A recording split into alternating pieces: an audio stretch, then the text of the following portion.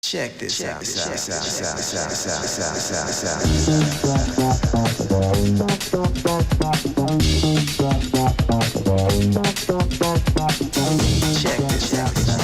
김태현의 정치쇼 3부 우리 경제 뭐가 문제인지 혼쭐나는 시간 혼쭐경제. 오늘은 명지대 실물투자 분석과 이광수 겸임교수 함께합니다. 안녕하세요. 안녕하세요. 자, 오늘부터 호칭이 바뀝니다.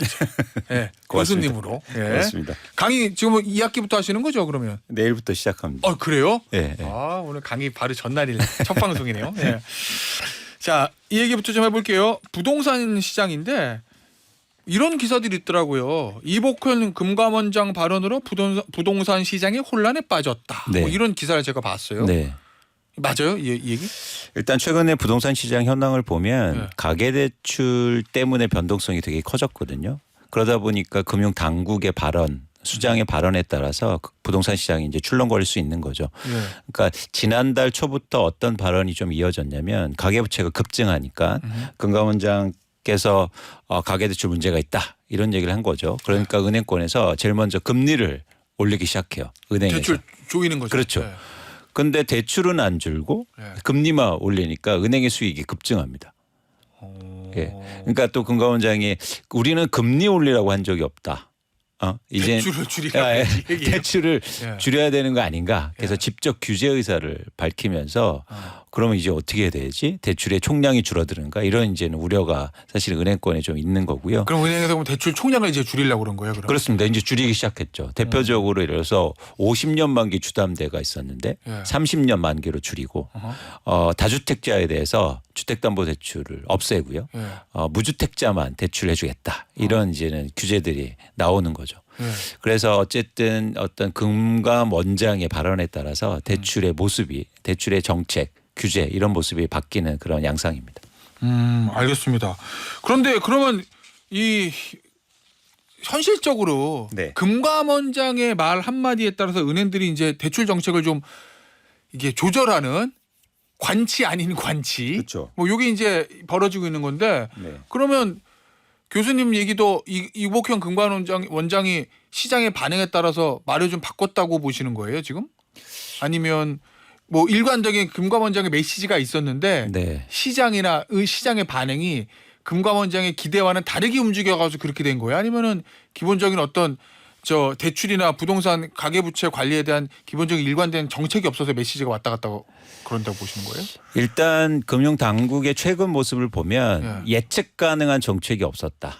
그러니까 일관되지 못했다는 게 사실은 그러니까 저희가 요약할 수 있고요. 예. 그 이유는 뭐냐면 어디서부터 출발하냐면 7월에 스트레스 DSR을 적용하기로 했죠.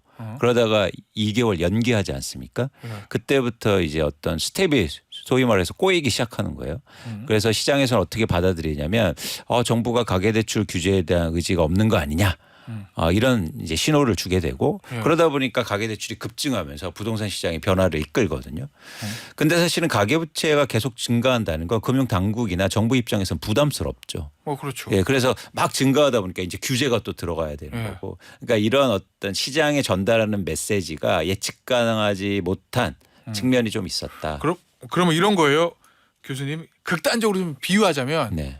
음식을 만드는데 네. 싱거우니까 소금 타고 소금 타서 짜니까 또 물 타고 또 소금 타고 물 타고 이렇게 반복이다. 그런 그렇습니다. 의미신 거예요? 그렇습니다. 네, 그게 이제 문제인 거죠. 특히 네. 이제는 경제나 금융시장에서는 가장 제가 강조하는 게 뭐냐면 예측 가능하느냐가 되게 중요하잖아요. 예. 그런 측면에서 지금 가계부채 정책이라든가 부동산 대출 관련된 정책들이 예측 가능하지 못하고 있다라는 게 가장 문제로 보입니다. 기본적으로 금융당국의 방향이 네. 저금리인지 고금리인지 가계대출 푸는 건지 쪼이는 건지에 대해서 실수요자도 예측을 못한다. 그렇죠. 그러니까 저희가 논의의 초점을 뭐냐면 개입이냐 자율이냐 이건 아닌 것 같아요.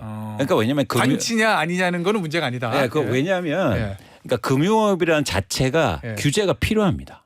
어느 정도. 네, 예. 그냥 놔두면 탐욕적으로 바뀌거든요. 예. 그래서 이제 규제가 필요한데 어느 정도 관치는 필요하다. 그렇습니다. 계속 규제하고 강화하고 이런 게 필요한 거죠. 왜냐하면 규제에 따라서 산업이 크게 바뀌거든요. 예. 그러니까 이게 제조업이 아니잖아요. 그러니까 경쟁력이 있는 게 아니라 예. 어떤 틀 안에서 이루어지는 영업이기 때문에 사실은 정부의 개입이 무조건 필요해요.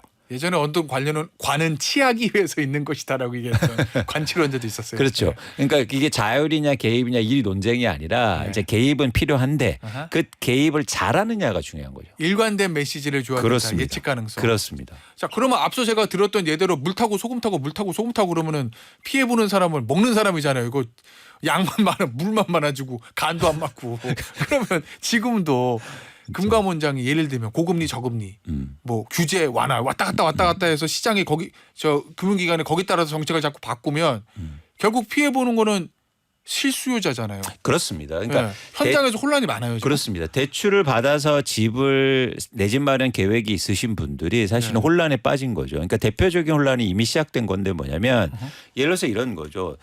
어떤 가게가 올해 말에 내 집 마련 계획이 있었어요. 예. 근데 막 규제를 한다고 합니다. 그래서 무리하게 대출 받아서 집을 샀어요. 근데 또 막 대출이 바뀌고 금리가 바뀌고 이런 분들이 이제 한 분 계실 거고 또 하나 어떤 분이냐면 뭐냐면 자기가 뭐 대출 받아서 나 한 9월 정도 10월 정도에 받아 사야지. 근데 갑자기 대출 규제가 강화됩니다. 이런 사실은 시장이 혼란이 되면서 실질적인 피해자는 실수요자가 될 수 있다. 특히 주목할 점은 뭐냐면 사실 부동산은 실수요자도 있고 투자 수요가 있지 않습니까? 예. 근데 투자나 투기하는 사람들은 대출을 받지 못해요. 그러니까 대출하고 연관된 수요는 무주택자나 실수요자일 가능성이 굉장히 큰 거죠. 알겠습니다. 자, 이게 혼란을 가중하는 대표적인 정책이 조건부 전세자금 대출이다. 이런 얘기가 있던데 이건 네. 왜 그런 거예요? 그러니까 조건부 전세자금 대출이라는 건 뭐냐면 특히 입주하는 아파트에 문제가 생기는데 예. 입주하는 시점에 전세를 받아서 그 전세 자금을 통해서 잔금을 내거든요. 네. 그러니까 평균 잔금 같은 경우에 전체 계약 금액 20%에서 30%를 내게 되는데 그러니까 제가 돈이 없으니까 예를 들어서 전세를 준 다음에 그 전세 보증금으로 이제 잔금을 낸다는 거죠. 근데 이게 그래서 조건부 전세 자금 대출이라는 건 뭐냐면 제가 등기를 마치기 전에 전세를 미리 내놓고 그 세입 그러니까 임차인으로부터 전세 자금 대출을 받게 해주는 제도예요. 그렇죠. 그런데 예를 들어서 조건부 전세자금 대출을 금지하면 전세금을 받아서 잔금을 내지 못하잖아요. 왜냐하면 임차인 대출을 못 받으니까. 예. 그런 측면에서 이제 문제 제기가 좀 있는 거죠. 알겠습니다. 자, 앞서도 저희가 얘기했지만 이복현 금감원장의 발언들이 부동산 시장에 리스크가 되고 있다. 뭐 이런 보도들이 있어요. 그러니까 김병환 금융위원장이 긴급 브리핑을 열었다고 하는데 어떤 내용이 있었어요, 여기? 그러니까 일단 금감원장이 규제를 강화하겠다 이런 거죠. 개입을. 그러니까 이제 금융위원장이 나와서 우리는 자율적으로 한 걸 원한다. 자율적으로 그러니까 은행이나 금융권에서 예. 제도 마련하는 게 더 중요하지 않나 이런 발언을 한 거죠. 그러니까 계속 지금 논란이 뭐냐면 예. 핵심은 그러면 뭐예요? 금감원장은 관치 쪽에 방점이 찍혔으면 네. 그 상위 기관이잖아요. 금융위원장은. 그렇죠. 금융위원장은 은행의 자율적 조치가 필요하다라는 거는 우리는 개입하지 않겠다 이 얘기인 거예요? 그러니까 자율이 먼저라는 거죠. 그러니까 개입하지 않겠다는 말보다도 해석하는 것보다도 자율을 더 중요하게 생각하겠다. 은행들 더 헷갈릴 것 같은데 이러면. 그런 상황입니다. 사실 이게 이러라는 거야 저러라는 거야 예. 사실은 혼동될 수 있다는 거죠. 근데 이게 은행 입장에서는 금융권 저도 이제 오랫동안 금융회사에 다녔지만 예. 금융회사 입장에서는 금감원의 그 입김이 훨씬 세요. 자, 참고로 말씀드리면 금감원의 상위 기관이잖아요. 금융위원장. 그렇죠. 금융위원회가. 그렇죠. 그런데 금감원이 더 은행권에는 금융기관에는 영향력이 세다. 그렇죠. 그건 왜요? 그건 왜냐하면 네. 규제하고 예를 들어서 잘못된 거 있으면 네. 발각되면 막 벌을 주잖아요. 그게 바로 금감원이 하는 얘기거든요. 금융권의 검찰이 이제 금감원이니까. 그렇습니다. 그러니까 네. 금융위원회는 전체적으로 제도를 만드는 거지만 금감원은 직접적으로 조사하고 네. 이런 권한이 있다는 거죠. 그러니까 은행이나 아니면 뭐 예를 들어서 금융기관 입장에서는 네. 사실 훨씬 더 무서운 거죠. 그러면 그 얘기는 금융위원장이 은행의 자율적 조치가 필요하다. 뭐 이렇게 얘기했더라도 시중 은행들은 이복현 금감원장의 입을 쳐다볼 수밖에 없다. 이런 그렇습니다. 얘기입니까? 그래서 와라 하면 이제 가야 되고 예. 잘해라 그러면 잘해야 되고 아, 뭐 그래요? 이런 상황인 거죠. 예. 자, 그런데 예. 내일 예. 이복현 금감원장의 은행장들을 만날 예정이라고 하던데요. 네. 그럼 여기서도 그럼 어떤 메시지가 나올 거라고 보세요? 그러니까 최근에 또 이렇게 메시지가 좀 정리가 달라지. 이제 돼야 되지 않나? 예, 이게 좀 달라지고 있는데 또 예. 어떤 거냐면 이제는 개입해서 좀 규제를 하겠다 이렇게 했는데요. 최근에 금감원장께서 그 간담회를 열었어요. 시민과의 간담회 그런 시민이요? 형식으로. 예. 예. 그러니까 보니까 이제 실수요자들이 막 어려움을 토로하는 거예요. 그렇죠. 그러다 보니까 이거 너무 개입하는 게 또 문제가 있는 거 아닌가? 그래서 이제 은행권 만나서 실수요자 보호라든가 이런 부분에 대해서 논의를 하겠다는 거예요. 그러니까 계속 이제는 바뀌는 거죠. 알겠습니다. 네. 그러면 이제 앞서 말씀하셨던 대로 실수요자 보호와 관련된 가이드라인을 낼 것이냐 이런 뭐 가능성에 대해서 보도가 되고 있는데 네. 그러면 이걸 완전히 자율적으로 맡길 거라고 보세요? 아니면 어느 정도의 가이드라인을 줄 거라고 보세요? 가이드라인을 줄 것으로 보여지는데 예. 중요한 게 뭐냐면 모든 것의 가이드라인은 불가능하다는 거예요. 뭐 그렇죠. 예, 그렇기 때문에 어느 정도 자율권을 줘야 되는데 그 자율권 때문에 또 부작용이 일어날 수 있거든요. 그러니까 항상 이게 문제인 거예요. 그래서 명확한 가이드라인이 필요하고 예. 또 금감원에서 이렇게 그렇게 이제 예를 들어서 가계부채 문제에 대해서 문제 제기를 했으니까 예. 그 부분을 줄이기 위한 그런 노력들을 같이 해야겠죠. 교수님, 네. 근본적으로 이런 문제가 벌어지는 게 이복현 금감원장이 사실은 특수부 검사 출신이지 금융인 출신은 아니잖아요. 회계사 출신. 회계사 자격은 있죠. 네. 근데 제가 알기로 회계사를 하지 않고 바로 이제 네네. 검찰에 들어와서 이제 네. 특수부 검사를 오래 했는데 네. 이 기본적으로 부동산 시장, 금리, 가계부채 이 부분에 대한 어떤 뭐라고 그럴까요? 이 이해 부족이라고 그래야 되나 그런 부분들이 있다고 보세요. 왜냐하면 내가 이렇게 얘기해서 은행권이 어떻게 반응하면 시장이 어떻게 움직일 것이냐에 대한 기본적인 예측 이걸 잘 못한다고 보십니까?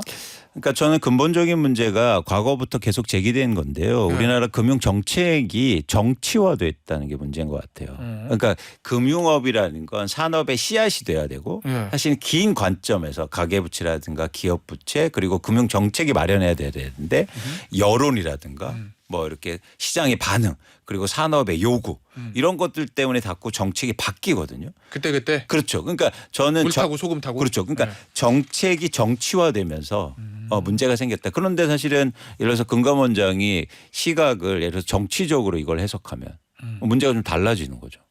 예. 알겠습니다. 예. 자 부동산 얘기 좀 더 해볼게요. 네. 앞서도 잠시 말씀해 주셨는데 지난주부터인가요? 2단계 스트레스 DSR 이게 시행이 됐습니다. 1단 네. 스트레스 DSR 2단계 이게 뭔지 설명부터 좀 부탁드릴게요. 스트레스 DSI라는 건 뭐냐면 가계가 갖고 있는 개인이 갖고 있는 부채의 원리금 상환 비율, 원리금 상환금에 내 소득을 반영하겠다는 거예요. 그래서 40%까지 대출을 해주겠다. 전체 원리금을 포함해서.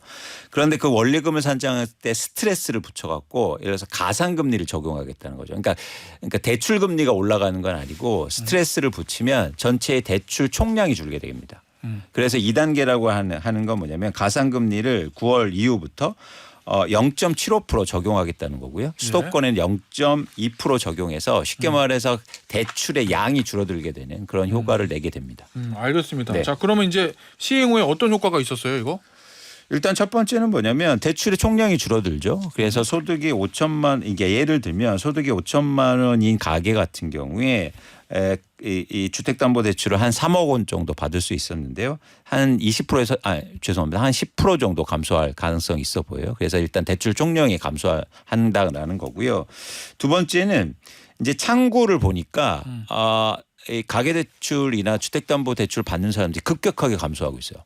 그래서 뭐 일부 이제 언론 기사에 의하면 강남의 한 지점이 주간당 그러니까 8월에 보면 예. 주간당 한 10건에서 11건 정도 주택담보대출을 취급했다고 해요. 예. 근데 지금 9월 들어서 한 주가 지났지 않습니까? 한 건이었다고 합니다. 그러니까 스트레스 DSR이 적용되면서 어쨌든 그런 효과일 수도 있겠지만 이제 가계대출을 받는 사람들도 줄고 있다. 이렇게 보시면 됩니다. 자 그런데 이 경제에는 항상 풍선 효과라는 게 있잖아요. 그렇죠. 여기 누르면 저기가 그렇죠. 또 커지고 네. 주택담보대출은 줄었는데 이 풍선 효과 때문에 신용대출은 늘었다. 이런 보도도 있어요. 근데 이거는 그 신용대출도 사실은 스트레스 DSR에 포함되거든요.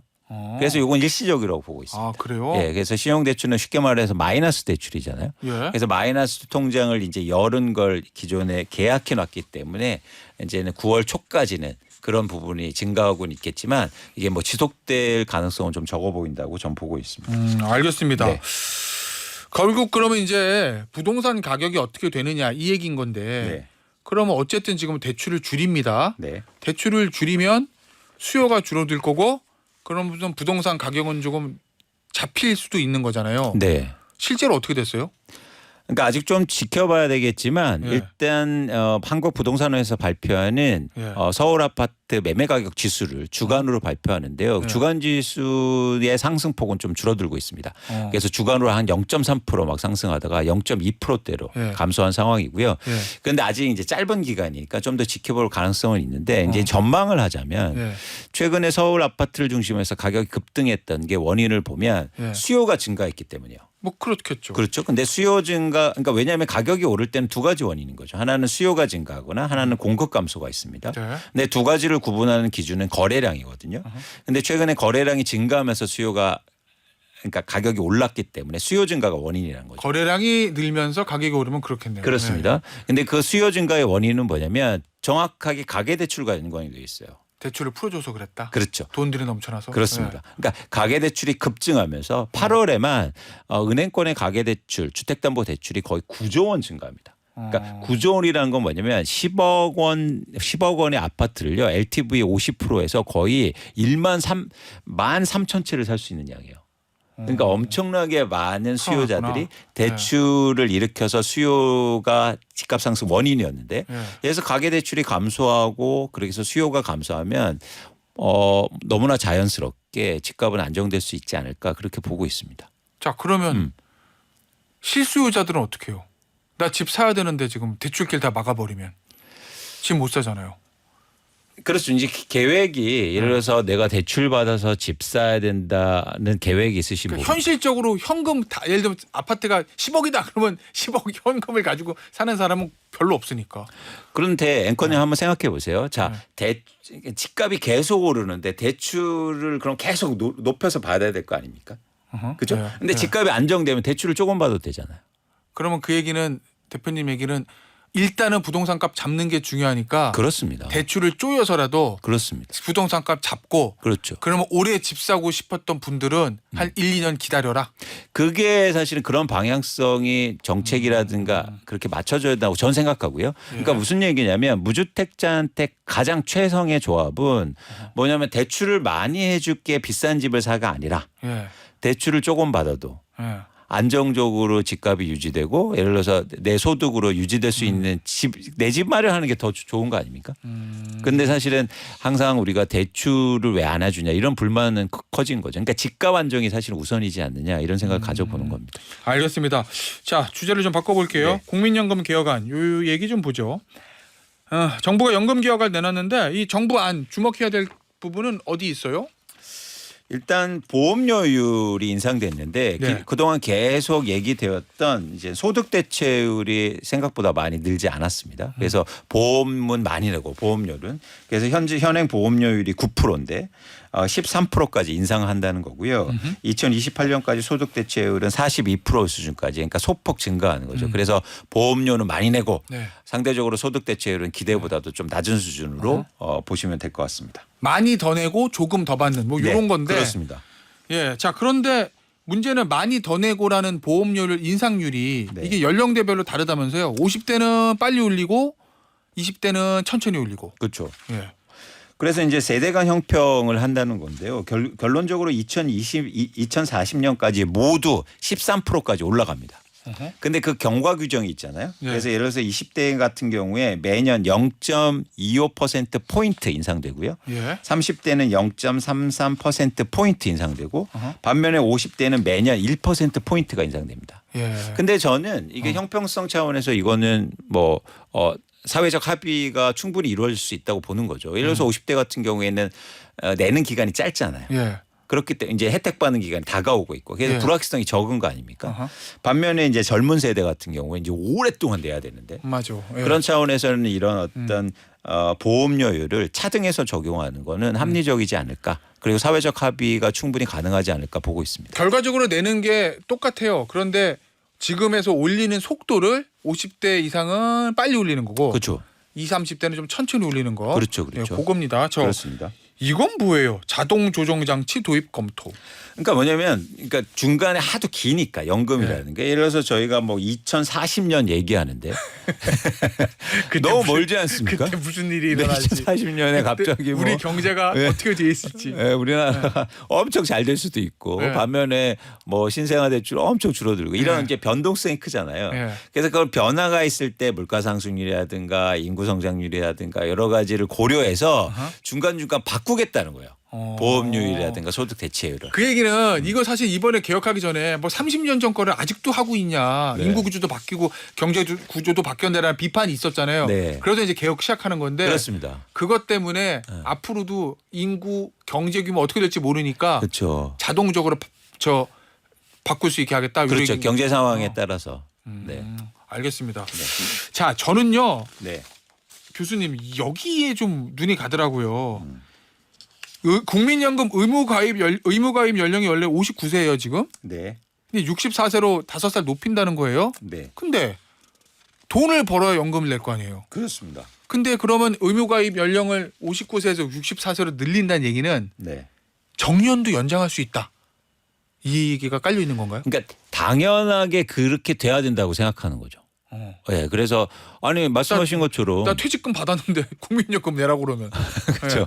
그러니까 너무나 자연스럽게 이런 논의들은 이제 정년 연장으로 논의가 확대될 수밖에 없고요. 예. 그런 차원 일본의 같은 경우도 그랬거든요. 그런 예. 차원에서는 사실은 예를 들어서 지금 우리나라 정년이 60세이지 않습니까? 예. 그러면 연금이 이렇게 연장되면 의무가입 연령이 연장되면 당연히 정년도 연장되는 거 아니냐 이런 논의들이 이제 출발될 수 있다고 보고 있습니다. 근데 경영계에서는 반대한다면서요. 그렇죠. 그러니까 경영계에서 어떤 반대냐면 물론 올해 일하는 걸 반대하는 건 아니고 예. 의무적으로 정년을 연장하는 건 부담스럽다는 거죠. 솔직히 말해서. 그래서 어떤 걸 주장하냐면 예. 이제 자율 연장하는 거 예. 예를 들어서 60년에서 정년이 된 다음에 예. 이제 다시 계약하는 겁니다. 그래서 최근에 이제 기업들이 임금 피크제 같은 거 적용하잖아요. 예. 그것처럼 이제 좀 유연하게 해달라. 이런 자율형으로 바꿔야 되는 게 맞지 않냐. 이렇게 기업에서는 요구하고 있는 상황입니다. 알겠습니다. 문자 하나 소개해 드릴게요. 김기란님께서 저는 자영업하다 힘들어서 집 한 채 있어서 생활자금 주택담보대출 하려고 했는데 대출 규제로 대출도 힘듭니다라고 문자 주셨어요. 이 집 살라는 거 아니고 생활자금 사업자금 쓰시려는 분들도 대출 막아놓으면 진짜 좀 어려움이 있으시겠다라는 좀 생각이 드네요. 금융당국이 이런 것도 좀 살펴야 될 텐데 오늘 여기서 마무리하도록 하겠습니다. 지금까지 이광수 교수였습니다. 감사합니다. 고맙습니다.